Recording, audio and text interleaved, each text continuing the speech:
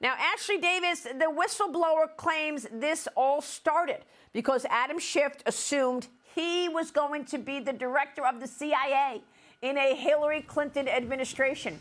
What's up, everybody? Today we're diving deep into something explosive.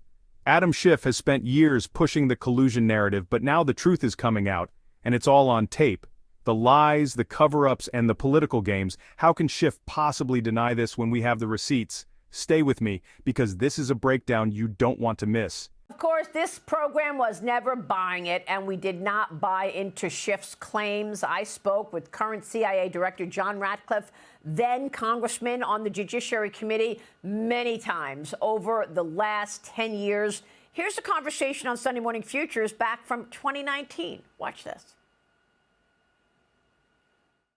The Democrats have made the mistake of staking the credibility of all this on Adam Schiff. The person that they put in charge of this investigation turns out is the one that helped start it by meeting with a person who walked out of Adam Schiff's office and became the whistleblower. And at the very same time that that's happening, as you mentioned, now there's an Inspector General report that comes out that says during the last impeachment hoax, the Trump-Russia one, Adam Schiff repeatedly made false statements to the American people about the FBI's actions. You know, Adam Schiff was certainly out and about a lot throughout the last 3 years saying that there is collusion in plain sight. And now we get the IG report and we actually see the misconduct and what they call errors, fraud, whatever you want to call it. What is your reaction to what you learned from Michael Horowitz? It wasn't just that Adam Schiff was out and about. He put out a report that said there was no FISA abuse by the FBI. That was false. He said that the FBI didn't fail to turn over exculpatory information. That was false. He said that the Steele dossier was not a central part of the FISA applications against Carter Page. That was false. All along, John Ratcliffe and Devin Nunes knew what Schiff was doing. When asked to comment, Schiff's office said this: Kash Patel's latest smear against Senator Schiff is absolutely and categorically false. These baseless smears are based on allegations that were found to be not reliable, not credible, and unsubstantiated from a disgruntled former staffer. Now, Ashley Davis, the whistleblower, claims this all started because Adam Schiff assumed he was going to be the director of the CIA in a Hillary Clinton administration. Of course, President Trump won, and those dreams were dashed. But how could Adam Schiff deny this when we have it on tape?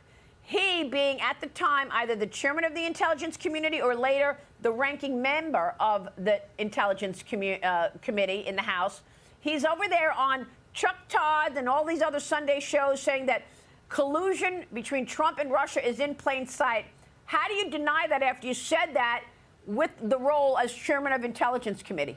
Well, first of all, I think that I'm so happy this is finally coming out and we actually have proof. And the number one thing that I think is different this time is the fact that the 302 report is now unclassified.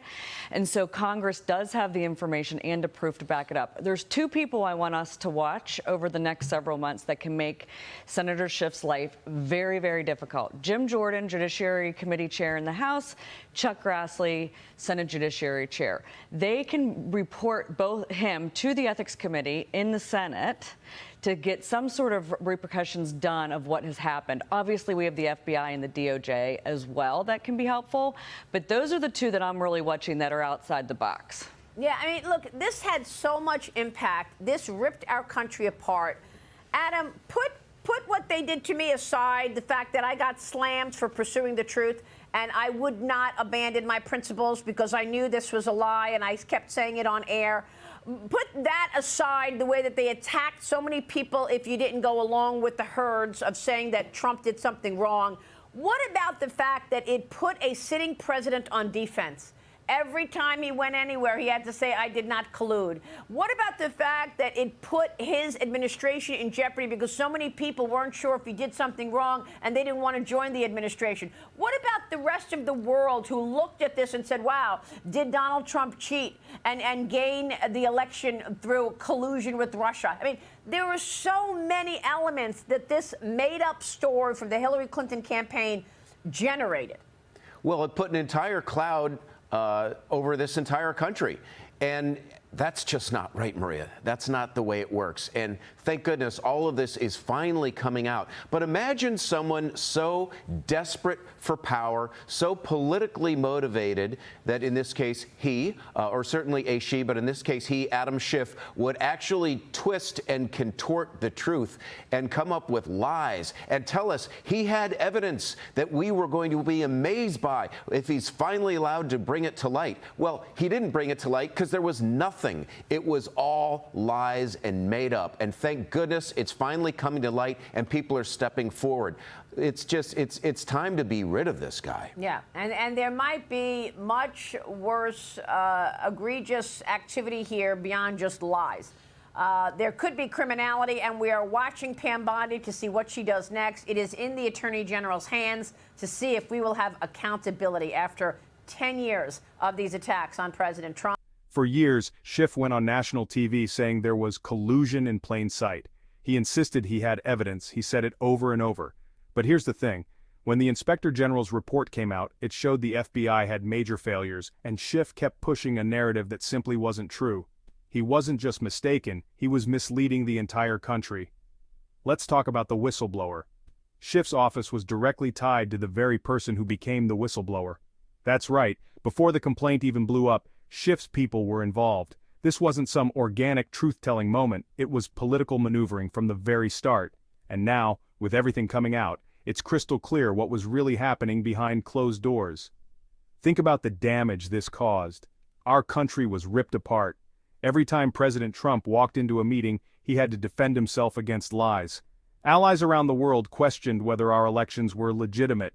People didn't want to serve in the administration because they didn't know what was true or false. All of this chaos was fueled by Schiff's false statements and the media circus around it. Now that the truth is finally out, the big question is, will Adam Schiff be held accountable?